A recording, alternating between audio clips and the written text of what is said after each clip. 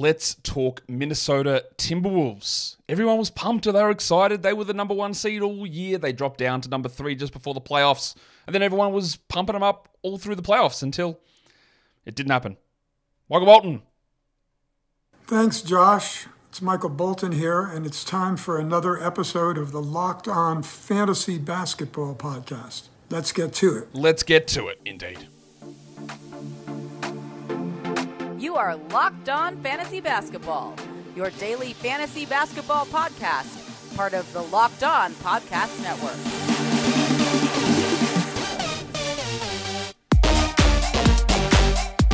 Hello and welcome to the Locked On Fantasy Basketball Podcast, brought to you by Basketball Monster. My name is Josh Lloyd and I am the original BBL Drizzy. I'm also the lead fantasy analyst at basketballmonster.com, and you can find me on Twitter as always at redrock_bball, on TikTok at redrock_bball, and on Instagram at Locked On Fantasy Basketball. Today's episode is brought to you by Game Time. Download the Game Time app, create an account, and use the code LOCKEDONNBA for $20 off your first purchase. Terms apply. Thank you also for making Locked On Fantasy Basketball your first listen every day. We are free. We're available on all platforms. Live NBA draft show Wednesday. Let's get the date right. Wednesday, June 26th, 8 p.m. Eastern, live here on YouTube. I'll be covering the draft as it's happening. Jump in. If you don't want to hear Stephen A. Smith or Jay Billis or somebody else give, maybe it's Kendrick Perkins, who knows, give horrendous takes of players they have no idea who they are and how they play, well, jump in with me and you'll have less horrendous takes and someone who knows maybe a little bit more, 5% even, maybe. And then we can talk about the draft there. I look forward to seeing you there. What we're talking about now, though, is old mates, the Minnesota Timberwolves.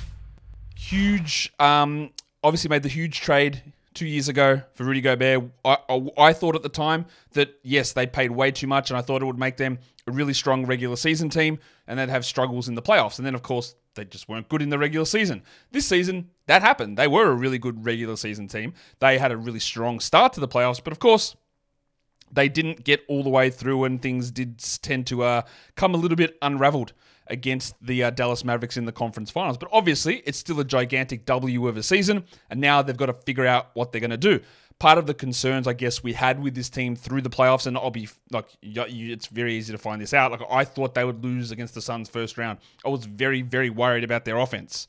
Now they were able to get through that very comfortably, get through the next round, not a problem, and then things came undone. But as you'll see, like, the offense is a problem. The defense is awesome. The offense is a problem. And we'll see what they do. And this is almost a moment of reckoning for this team in terms of decision-making, what they do with the money, and how this team, which has historically operated, let's say, below optimally in the front office ownership area. And there's obviously the ridiculous ownership back and forward. Is it going to sell? Who's going to have control? Cheapness and who they're going to pay and all that. Who knows? Like, that leads to some real concerns about what they do with this squad as we move forward. So let's try and figure out some stuff. Let's go into just looking at the team to start off with and how they were. They were great. 56-26 is well beyond anyone's wildest dreams for what this team could do. You can have been high on the Wolves heading into the year. I had them at 45 wins. So sort of high, but not really. But they beat that by 11. They had a net rating of 7.1. That's unbelievably high. But this is the problem, right? 16th best offense, first best defense. It's not very easy, or it's not very common to see a championship team have one, or either one of their offense or defense not be at least in the top half of the league. And that's where things sort of came undone a bit. Their preseason over-under was 44.5, so I marginally hit the over, would never bet a half game over on that. But they smashed through that, and now the expectations are going to be set really high. Do they make a swing? Do they make a move that ends up a cost-cutting move and they pull back? Do things happen differently in terms of luck for injuries that really set them on a bad path? It's going to be... I'm not saying that they were just lucky the whole way through, because that's not the case. But when you get a chance in the NBA, you've always got to take it, because you never know what happens. Player aggression, suspensions, injuries, other breakouts in other teams, ownership finagling things with penny pinching. Like, this stuff can go awry at any point. And that's where Minnesota's got to be really careful, and we've got to be careful with assessing them. They've got 2 picks in the top 40, pick number 27 and pick number 37. Not thinking they're going to get an impact guy there necessarily, especially for this upcoming season, but they're 2 okay picks, which you would hope could develop into rotation-style players. Their most common starting group is exactly what you would expect for a team that didn't suffer significantly huge injuries all season. Yes, we know that Towns did get hurt, but they were relatively healthy otherwise. Conley, Edwards, McDaniels, Towns, and Gobert was their most common starting group. Their best lineup was not that group. It actually did not have Mike Conley in it, which is a shock to me. It was Nickeil Alexander-Walker, Anthony Edwards, Kyle Anderson, the big fella Nazareth Reed, and Rudy Gobert. So no Towns, no McDaniels, and no Conley. It's basically Ant and Gobert plus bench was their best lineup, plus 31.6. Their bench and those dueling sixth men, like I know Naz Reid won it, but Nickeil Alexander-Walker was a sixth man as well. Kyle Anderson was basically a sixth man also. And having 3 sixth-man quality players coming off the bench, and Anderson did drop, obviously, but that was huge. The problem you do get into, though, is if you do have a couple of starters go down and those guys are pushed into larger roles, the depth behind those guys ends up being somewhat of a problem. Let's talk about free agency. There's 2 restricted guys that don't really matter at all. Daishen Nix and Luka Garza. Maybe Garza can turn himself into a third-string center, but that is not what this team needs unless, we talked about it already, unless we get that situation where they're cutting salary and they trade. Well, I don't think they'll trade Gobert, but maybe they do. Or they trade Towns or whatever. And then you put Reed into a larger role and then you've got to play Garza. I don't think that'll be a problem, but we're always on the lookout. They're unrestricted guys. A couple of players who are rotation players here. One is Monte Morris, who came across at the end of the season. Morris, unbelievably. I'll use the Monte Morris voice. Monte Morris was a starter for the Washington Wizards the season before, and he was the most mid and average starter you've ever seen. And bro just became like totally irrelevant this year.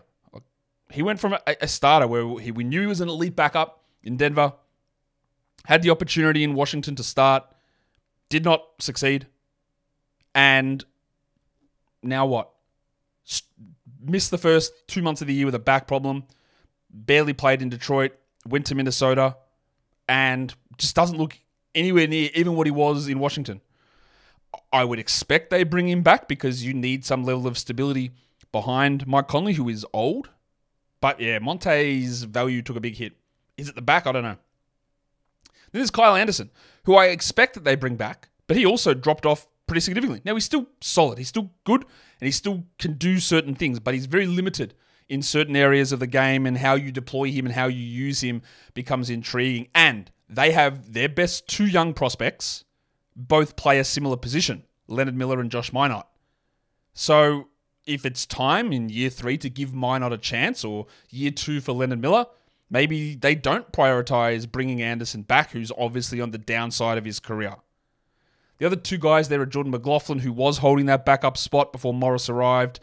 He's always shown a couple of flashes, but never really put that together, so I'm a bit worried about where he fits. And then, if you don't remember, but Tony Warren Jr., TJ Warren signed with this team towards the end of the season.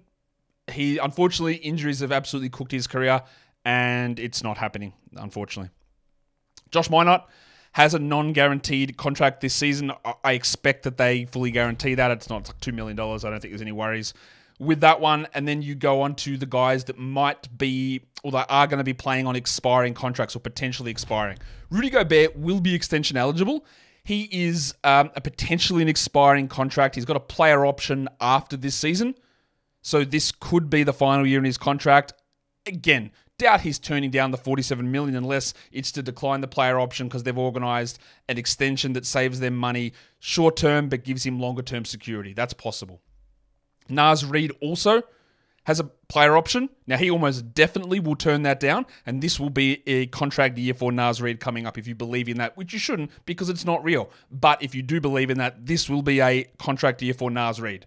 And then the other one is Nickeil Alexander-Walker. It's also a contract year for him. But as you see, Kyle Anderson currently a free agent. Naz Reid and Nickeil Alexander-Walker, all of their bench depth could be out of contract within a season. And that means they're going to have to work out what they're going to do. Because the way these guys all played, Reed, Alexander Walker, less so Anderson, they outperformed what their current contract is. So they're going to be looking for more money. And whether Minnesota affords that or not, that's where you get into those decisions that ownership and the front office have to make.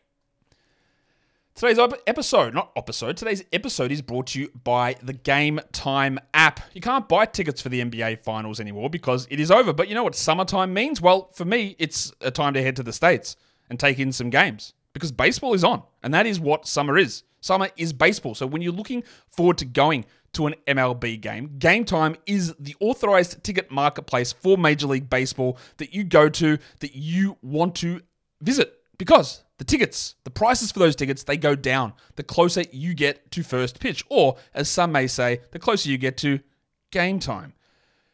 Go through all of the matchups that you want to attend, what's in your local area. Check out their zone deals, their flash deals. But it's not just for Major League Baseball. That's what you want to do. Now, I will be going to some games over there when I'm there in 2 weeks now. I'm going to be over there. But you can check out all of those different things over on Game Time. Check the view from your seat. All that stuff is an awesome way to take in a game. So take the guesswork out of buying Major League Baseball tickets with Game Time. Download the Game Time app, create an account, and use the code LOCKEDONNBA for $20 off your first purchase. Terms apply. Again, create an account and redeem the code LOCKEDONNBA for $20 off. Download Game Time today. Last minute tickets. Lowest price guaranteed. Okay, so let's head into discussing... That's the wrong button, Josh.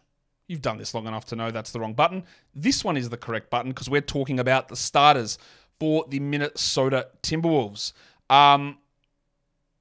There's only 5 guys I'm going to cover in the starters section. Really obvious who they are.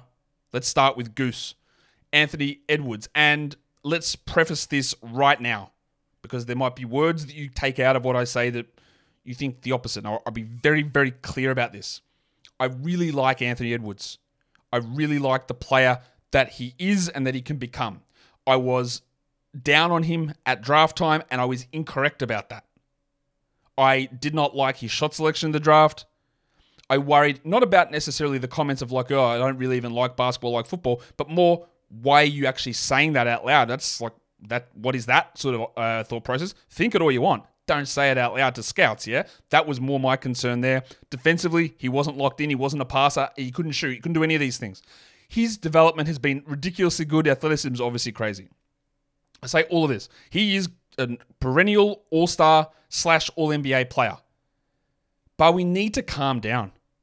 And I think we have, because we saw what happened through the conference finals. Yes, he copped a bit of a whack, and I think he hurt his back in the semifinals, but we saw what happened. There were people anointing him the best player in the world.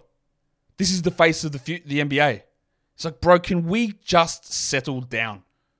He's solid. And people were actually even doing it for fantasy before the year. He was going in the top 10 in some leagues.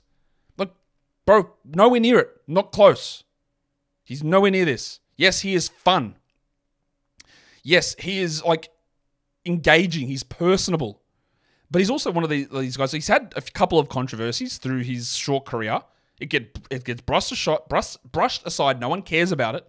He has inefficient games, and then people are like, man, look at that Edwards. He hit a couple of big shots. His aura brought them there. It's all the vibes with him. But like he's still inconsistent and still has bad moments. And we see that when we reflect through the fantasy numbers. He played 35 minutes a night. He played 79 games. He's 22. He'll be 23 at the start of next season. He's young. He's going to get better. But he was 30th in -1 rankings. He was 25th in points season. He was drafted ADP 15. And he will go higher than that this year because people will remember that he had a breakout playoffs. This will happen. But I beg you to look at the numbers. He averaged 26, 5.5 rebounds with 5.1 assists, 2.4 threes, and 1.3 steals. He shot 46 from the field, 84 from the line. He averaged 3 turnovers. He shot 52 on 2s and 36 on 3s. Okay. They're all very, very good numbers. We're talking relatively here. These are all really good numbers. He's awesome. He's very good. He will be a second-round player without really any question, even though, again, did not finish there on a per-game basis for categories or points. Didn't finish there. But he will go in the second round. I'll have no problem with it. But what improves here? What gets better? Assuming this team remains intact. Now, if Karl-Anthony Towns isn't there and he's replaced by a much lower usage player, then things might change. But what changes for Edwards? Does he become a 30-point per game scorer? Maybe. How much more assist juice does he have? He averaged over 5 a game. Can that be 6? I'm not sure. It's got to be in shooting. 36% on threes, it has to go up. In order for him to take that next level to become a first-round fantasy player, that needs to be higher. Whether he can or not, I'm not sure. Like, he was at 64% at the rim, which is 60th percentile. He shot 40% on mid-ranges, which is 38th percentile. That's what needs to improve. Whether he can do it or not, I'm not really sure. What was his usage? 31.5. Like, how high realistically can that get? Not sure. Are we going to bank on a big steal increase? Actually, I'd probably bank on the opposite, to be honest. I'd bank on the steals coming back a little bit. It's all going to be, can he be a 39% three-point shooter? Can he be a 50% overall field goal guy? And then that takes him up there. I'm not sure that he can. I'm not going to rule it out, but I'm definitely not going to be like, yes, he's a top 10 fantasy draft pick, expecting those things to happen. It could. He could take a gigantic efficiency leap the way Shai Gilgeous-Alexander did. But I don't necessarily want to bank on that. Ant is great. Again, I'll say it again. Ant is great. But we need to just look at reality versus what we think the aura suggests that he is. If I look at his numbers in the playoffs, like 62 at the rim, okay, about the same. 44 in mid-ranges, pretty good. Usage at 29, actually down. Okay. Like 40% on threes, that's interesting. That's really good. True shooting of 59. Okay, that's good. It's not elite. It's not 62, 63. It's good. So again, he's a very good player. He's a very young player. We've still got 4 or 5 years before he fully hits true peak Anthony Edwards. But just be cautious of over-investing or over-indexing where he currently is. Now, you look at this, and maybe your number one takeaway from all of that garbage that I just said is that the best comp for him was year 4 of Kobe Bryant. Right? That's obviously, we don't need to get into whether Kobe Bryant's overrated or not, but that Kobe Bryant was an awesome player who was a first-round fantasy guy for many seasons. He also wasn't at times, but he was for many years. And then year 4, Jason Tatum is the other comp. Another guy who's a back-end first-round sort of fantasy player. And maybe Ant gets there. But it does require efficiency jumping. And maybe one other thing, and I'm not 100% certain we necessarily get it all in 1 year. He was great. Again, he was awesome. 95th percentile EPM, 95th in crafted. This is the other thing that maybe can improve. He was only 79th percentile in free throw attempt rate. Now, he's athletic. He crashes the rim. He probably doesn't get as many calls as, I guess, Minnesota fans would hope or think he should. And if that pushes up to 90th percentile and you're hitting about 84 or 85, or even if that goes from 84 to 88, then we are talking top 15, top 12. So that is another path. And very, very intriguing player. I really want to hear your thoughts on, like, if you're in a dynasty league, do you value him as top 7, top 10? I probably do. I think I haven't actually looked at my numbers on that, but I probably do. But there is some aura creep with him. I'm not calling him a creep, but you know what I mean. I think Karl-Anthony Towns, all right, 62 games. So he missed 20 games. Had an injury. We know this. Don't think he should have made the All-Star team. I was pretty vocal about that, but whatever. He made it. Played 33 minutes a night, 28 and a half. 28, that sounds so bad. You don't say someone's 28 and a half years old. It just doesn't sound right. Or maybe you do. Anyway, who cares? He's 28. He's 38th in -1 ranking, 66 on Yahoo, 51st on points. His ADP was 24. There were a lot of people expecting a big bounce back from Towns this season. For what reason, I have absolutely no idea. Nothing changed to suggest that would happen. He was in that situation which we highlighted a lot prior to last season. Or actually, now it's not even last season, because last season is the 23-24 year that just finished. Back before the 22-23 season, is that Towns was in a unique scenario. Maybe it's not unique, but a relatively rare scenario where he was getting his value attacked from both sides. He was losing usage to Anthony Edwards, losing shot attempts, assist opportunities, and then he was losing rebound opportunities, block shot opportunities from Rudy Gobert, transitioning from the number one offensive option to number two, and transitioning from a starting center to a starting power forward. And that hit all happened, and it happened again, and I don't really see why it would reverse. Now, if he does change teams and they do trade him and he ends up as a starting center, his value will go back up. We have to look at what the offensive environment is of a new team, but we saw this. This is a very common thing. The more you play at power forward versus center, your blocks drop, your rebound rate drops, and usually your field goal percentage drops because you take more threes. And all of that stuff has been happening for Towns. 22-8 is nothing to sneeze at. 3 assists, but putrid defense, 0.7 steals, 0.7 blocks, 50 and 87 from the field and from the line. He shot 42 on threes. He shot 55 on twos. Now, you would hope, as a big man, if you were a center, you would hope you'd get to 60% on twos, but he's not a center. That's where it falls away. So, where we are with Towns, I don't think you can have any justification for drafting him in round 2. It's got to be round 3 for me. Also, remember, this is the man who was the Mikal Bridges of his time. Never missed a game in college or high school and through the NBA, never missed a game. And now there'll be people who watch this, I'm not touching him, he's always hurt. This is what happens. Dirk, year 10 is the best comp, and Brad Miller, year 8, was second best. Makes sense, shooting big men with lackluster defensive stats. He was still 90th in EPM, he was 91st in crafted, but this is where, again, we talk about the blocks. 8th percentile in contesting shots. He is never going to get blocks if he doesn't actually attempt blocks. And the way this team is set up, he's never going to do that. So any hope you have of that returning for Towns, with the way this team is structured, I just don't think there's any way that happens again. Middle of the prime for Towns. But the game for him is very different to what it was 2 years ago. And I think most of us understand that. Today's episode is brought to you by Prize Picks. Prize Picks is America's #1 fantasy sports app with over 5 million members. By the time you listen to this, they might even be up to 6 million members. Who knows? It is the most fun and exciting way to get in on the action while you watch your favorite sports and players. All you need to do is pick between 2 to 6 individual player stat projections. You look at them, you pontificate, and you say, more or less. You stick them in an entry, and you can win up to 10, not 10 times, 100 times your cash. That's $10 that becomes $1,000. You can't do it for the NBA because it's over.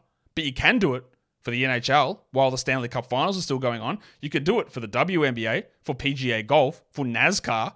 Let's hope it's for disc golf. I wonder if they have things for Euro Championships. I reckon they might. And you can do it, of course, for Major League Baseball. Plus, during June, they've got esports every Wednesday and Saturday in June. If your lineup doesn't win, you get your entry fee back. Counter-Strike 2, Call of Duty, League of Legends. All that stuff is there. So, download the app and use the code LOCKEDONNBA for a first deposit match up to $100. Download the Prize Picks app. Use the code LOCKEDONNBA for a first deposit match up to $100. Prize Picks, pick more, pick less. It is that easy. Okay, let us go on to the next player, and that is a guy that it annoys me that I get dragged into defending Rudy Gobert because I'm not the biggest Rudy Gobert guy. I just tend to recognize what I think is his value as a player. But there are so many insane things that get said about this man that it makes you feel like that you are your #1 flag raiser for Rudy Gobert. Oh, Rudy Gobert actually started COVID. He's the one that shut down the league. Did he? Or are you lying? Who's to say? Rudy Gobert, what a trash defender, gets taken off the court all the time in the playoffs and his team can't play him. Is that true? Or is it, again, another blatant lie? Does he have trouble at times switching onto Luka Doncic? Sure. Was the team unbelievably better with him on the court than when he was off the court? Yes. The amount of people go, man, they just need to bench Gobert, start Naz Reid, who had one of the horrific plus-minuses in the playoffs and was cooked way more. Oh, well, if you're going to be the 4-time Defensive Player of the Year, you can't be someone who looks bad in one-on-one isolation. Like, cool. What about every other thing that Rudy Gobert does? Yes, he does have some struggles offensively. Again, I'm not a Rudy Gobert defender. I think he was the best player in the NBA this season. Sorry, don't crop that out. I think he was the best defensive player in the NBA this season. Because I think it's almost, I don't know how, I know you will, but I don't know how you debate it. This team was the #1 defense by a significant margin. You watch the way that he was able to play and the way he's able to orchestrate an entire defense. It was huge. But he's not perfect. Nobody is. For fantasy, pretty big steal, I think. We are getting to the stage, though. Gobert's 32. Played 34 minutes a night. He's 32. He's one of the best conditioned athletes in the entire NBA. His conditioning is unbelievable. But he's 32. He doesn't have an offensive game. At some point, there is going to be a decline, maybe in 2 years. It's already starting, obviously. There's already some level of decline. It always happens. But where's the big drop? It is coming. He was 39th in -1 this season, 37 on Yahoo, 45th in points leagues. He was drafted at 65.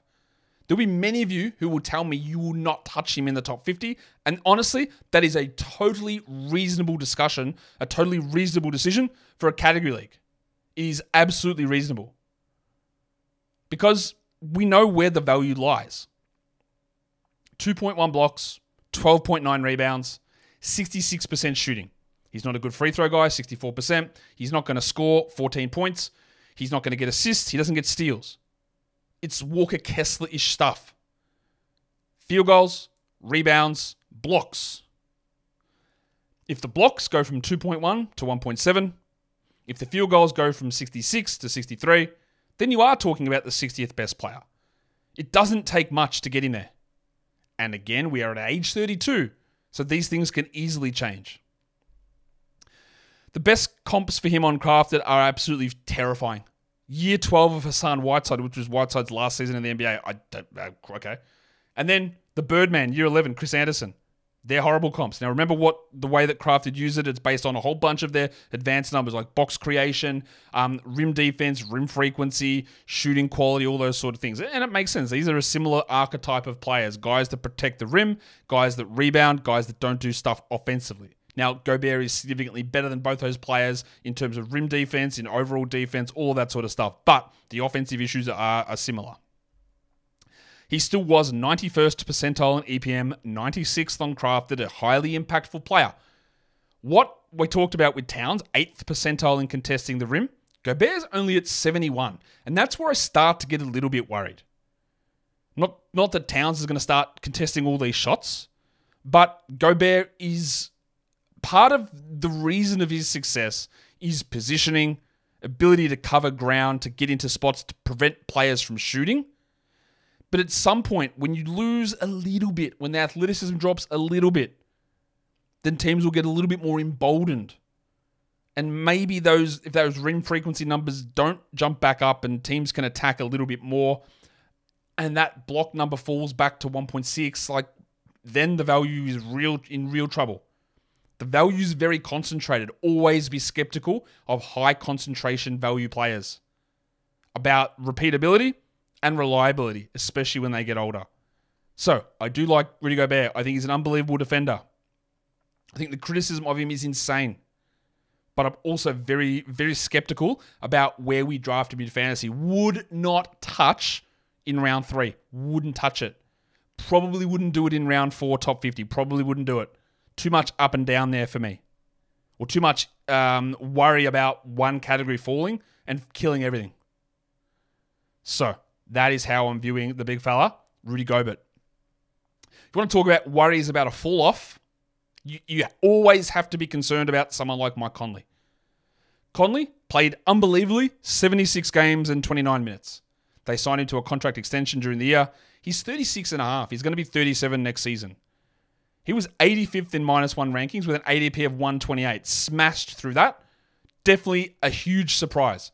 Now, that Yahoo rank's got him at 46. I mean, no. No. Absolutely not. Not a 4th round player. Absolutely not. 113th in points. He was only drafted in 98% of leagues, which is pretty crazy, honestly. The thing we know about Mike Conley is, though, he is the starting point guard and nobody is taking that job. But as you get older, he's going to be 37. Not many players get to this age, let alone be this successful. There's going to be a drop. 11.5 points, 2.5 threes, 3 rebounds, 6 assists, 1.2 steals. 46 from the field, which includes 44 on threes, and then 91 from the line. So there are 2 gigantic red flags there. Does he hit 44 from 3 again? Probably not. Even if it's 40, that's still awesome, but it's a big drop. Does he go 91 from the line? Even if it's 87, it's awesome, but it's a 4 percentage point drop. And then if those two things happen in concert, then obviously your field goal percentage hurts, your free throw hurts, your scoring dips, your three-pointers made dip, and you're not a top 100 player or even close to it. His best comps were year 16 of both Kyle Lowry and Chris Paul. Years before the drop-offs of those guys. And the drop-offs of both of those players basically came year 17. So I would suggest that even though Conley finished 85th, 46 if you're going by Yahoo rankings, that if we head to draft season and you didn't want to pick him, I get it. Because I'm not sure the upside's there. There's safety in him, but 11.5 points could become 10. 5.9 assists could become 5. 91 could become 87 from the line. And then you're the 120th best player with no upside. Very, very easily. He was 87th percentile EPM, 88th in crafted. What I found interesting was his offensive load was actually 81st percentile. At age 37, is he going to maintain that? Will he maintain the health to play 76 games? Will they push him down to 27 minutes? Will Ant take on more point guard responsibilities? Maybe that's another way for Ant to jump up. I think all of those are pretty distinct possibilities for Conley. The last of the starters is someone that I have been, so far, absolutely 100% correct on in terms of fantasy appeal. Which I enjoy being right at times. Actually, not true. Everyone enjoys being right whenever it happens. Not always going to be there. But this one, to me, was always obvious. For 2 years in a row, people have been fluffing Jaden McDaniels to have these big breakout, and I've always been, no thank you. I don't see how. Where does he get rebounds? Never generates defensive stats. Doesn't play enough minutes. Never takes shots. And I think we're in agreement now. Now, he's only 23, so he's actually got still plenty of room to grow, but I'm getting to the stage where I'm a little bit worried that he can't. Now, that sounds harsh. He played 29 minutes a game, 72 games, but we need to see more. He was drafted at 113 in 93% of leagues. 113. That's first 10 rounds. That's a starter. That is an insane draft decision at the time. That's crazy. Why would you have done that? I don't understand that. He finished 218th. Now, I don't think anyone could have expected it went that badly. He was 208th in points leagues. He averaged 10 points with 1-3, 3 rebounds, 1.4 assists, 0.9 steals, and 0.6 blocks. It is very easy to say that Jaden McDaniels is one of the best perimeter defenders in the NBA, and I would agree with you. But for us, from a fantasy perspective, that doesn't matter because he never generates defensive stats. He doesn't have any level of usage. He never rebounds the ball, because he's a 4 playing the 3, and Towns and Gobert exist. So he's never going to get those. He's never going to get opportunities to contest shots at the rim. He's a guy that guards on the perimeter, who doesn't generate steals, who doesn't touch the ball offensively, who can't create for others, and can't reliably shoot. That is a horrible fantasy mix. Shout out to Isaac Okoro. He shot 49 from the field and 72 from the line, 59 on his twos, 34 on his threes.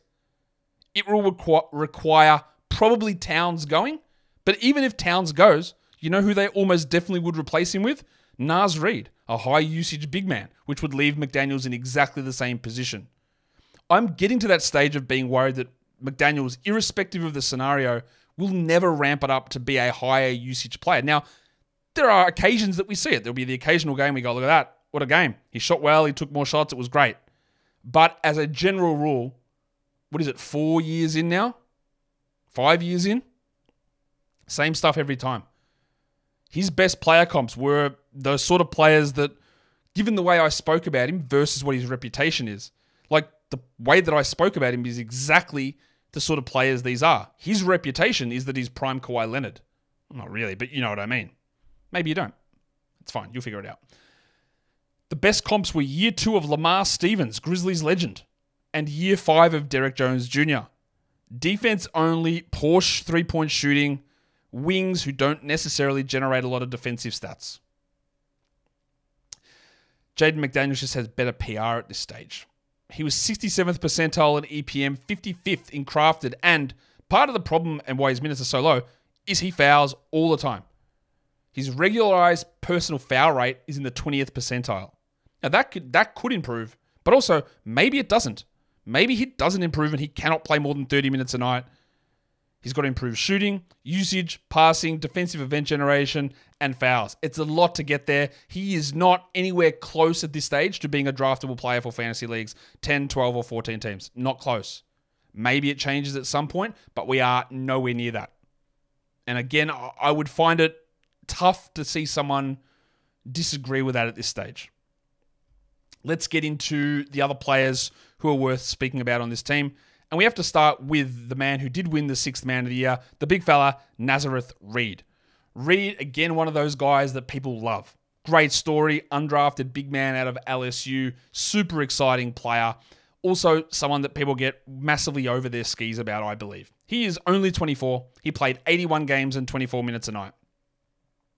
129th in -1, but Yahoo ranks him 76th. Again, insane. If you're picking him inside the top 80 of a draft, it's a recipe for losing. 137th in points leagues. He is fine to pick towards the end of a draft, but also most of his value tends to come when someone gets hurt. And we also saw when Towns got hurt this season, Reed wasn't the guy that was starting every one of those games. They didn't go that direction. Nas averaged 13 points with 2 threes. He had 5 rebounds, 0.8 steals, and 0.9 blocks. He shot 54 on 2s and 41 on 3s. That's really strong shooting. Now, overall, it translates to under 40% from the field, which is not a great number, and he's below average on free throws. Let's look at him at 24 minutes a night. Let's get him to 30 minutes a night based on these stats. 25% add-on. So that makes him a 17-point scorer, 2.5 threes, 6.5 rebounds, 1.5 assists, 1 steal, 1.2 blocks. Fine. Reasonable numbers. But I don't see Reed as this huge long-term breakout player. I think he's got some massive issues defensively. The shooting, he's turned himself into a very good shooter. But also, is he actually a 41% guy? Again, if that goes to 37, then a lot of the valuation of Reed isn't really there the same. So, the vibes from Nas Reed, really positive. It's worth mentioning that in the playoffs, he had a negative 2.8 EPM, which was 31st percentile. He shot 36% on 3s, which is below league average. His true shooting was below league average. He had a usage of 21. He played 22 minutes a night. And overall, his playoffs were not particularly strong. The extra minutes, like if there was a situation where we knew that he was starting, playing 30 minutes a night, of course we would draft him. But there is an idea around about Reed that he is perhaps better than what he actually is, I think.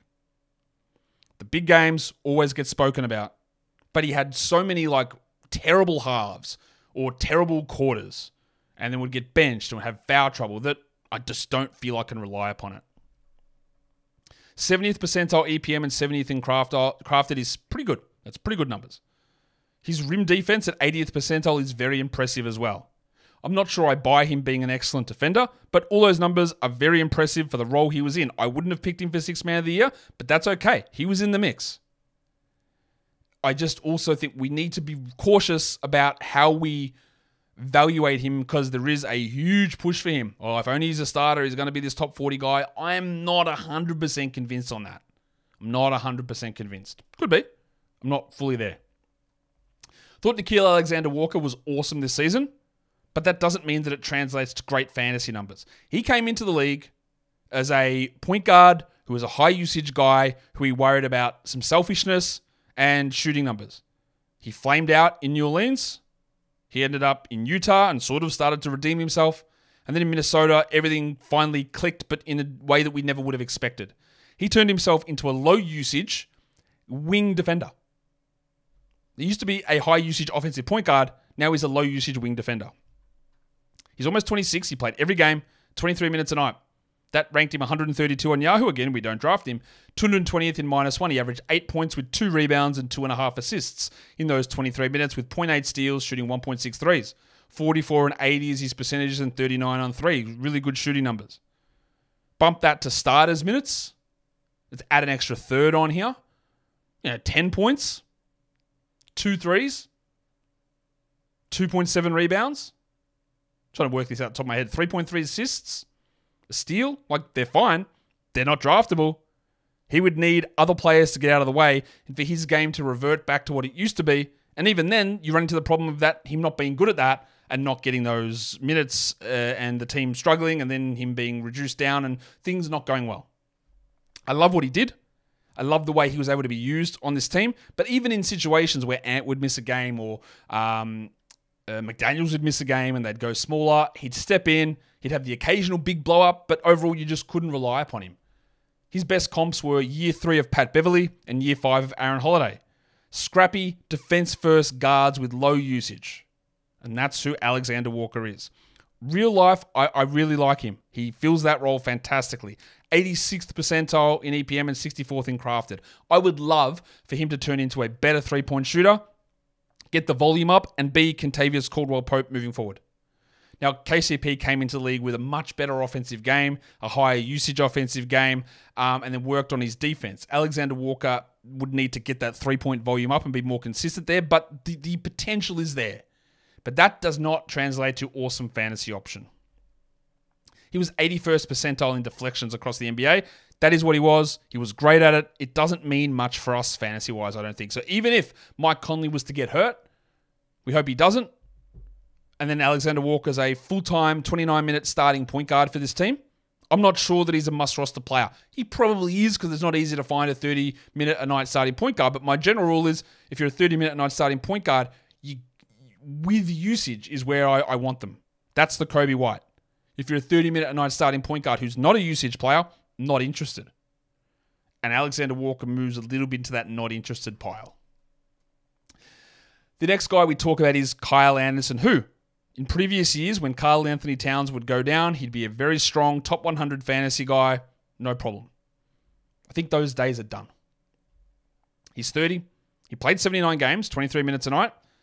The beginning of his season was absolutely horrific. I think he shot like 10% from 3 for the first month or two. No, he did improve up to 23%, but still, he has definitely lost a step. We know that there are concerns with Anderson and how slow he gets his shot off. His efficiency was horrific in the playoffs as well.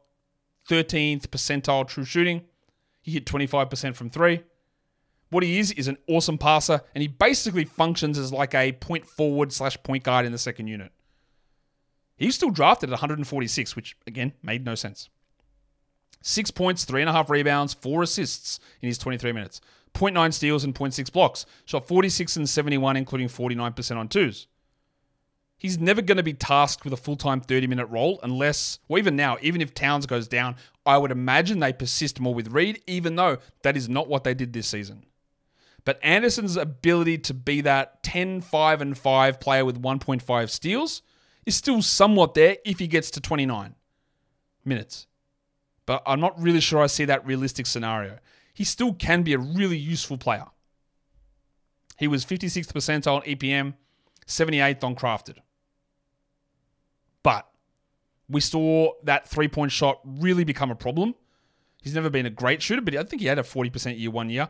But we're back to him being bad and unreliable, which impacts your team's spacing.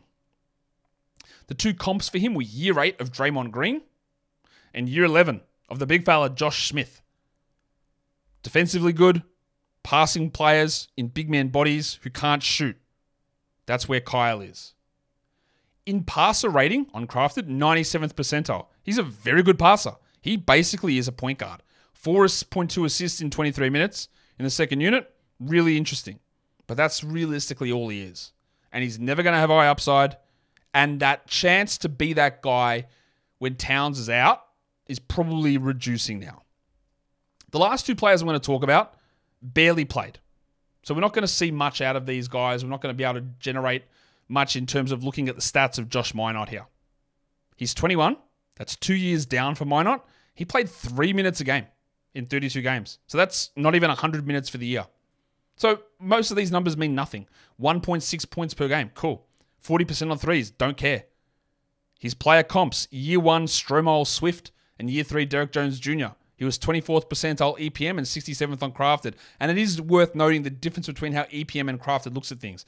When you're a player like Minot, who barely plays, Crafted basically puts you around that replacement level zone of like, well, you didn't play enough, so you're not really hurting us. So you sit in that 60 zone because he just never was on the court. So you couldn't be in a situation like, I think Jordan Poole was like 5th percentile crafted, but EPM, he was like 60th because EPM goes, yes, of course, I would want Jordan Poole over Josh Minott.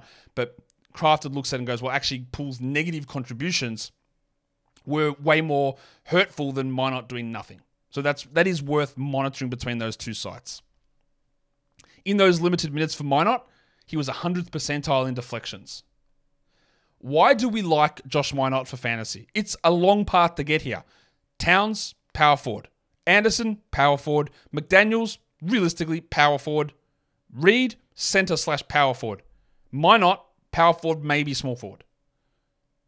But his numbers in the G League, 33 minutes in 12 games. Almost 20 points. He shot 27% on 3. That's worrying. But what he did was almost 7 rebounds, 3.5 assists, 1.6 steals, and 2.2 blocks. These are Jonathan Isaac type numbers. I don't think he's not as good as Jonathan Isaac, very obviously. Doesn't have the injury history of Jonathan Isaac, but they are Jonathan Isaac numbers in the G League. The pathway for this in the NBA is very, very cloudy. But if we were to see something shake loose at some point for Minott, there is unbelievably high fantasy upside. The pathway to it is just very crowded.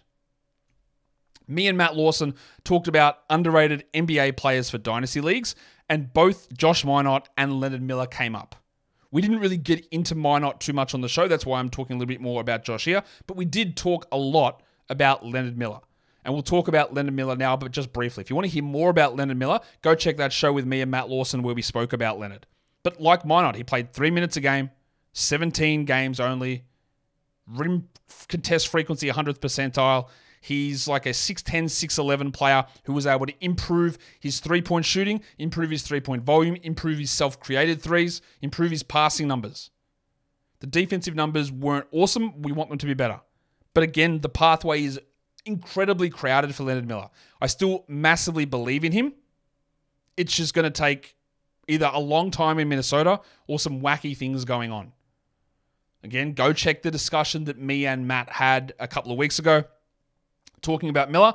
But Miller and Minott, two guys who are buried completely, probably won't be improved upon for this upcoming year, who still have very, very interesting upside. But the further away you get from when they're drafted, if you're 3 years in and you still can't break into a regular role, irrespective of the team you're on, then you should, and I will, start to lose hope that it ever develops. And that's where we're getting to with Minott and where we will get to with Miller after that. And that's the end of talking about the Minnesota Timberwolves. We've got 3 more team review shows to go. I think you know who they are.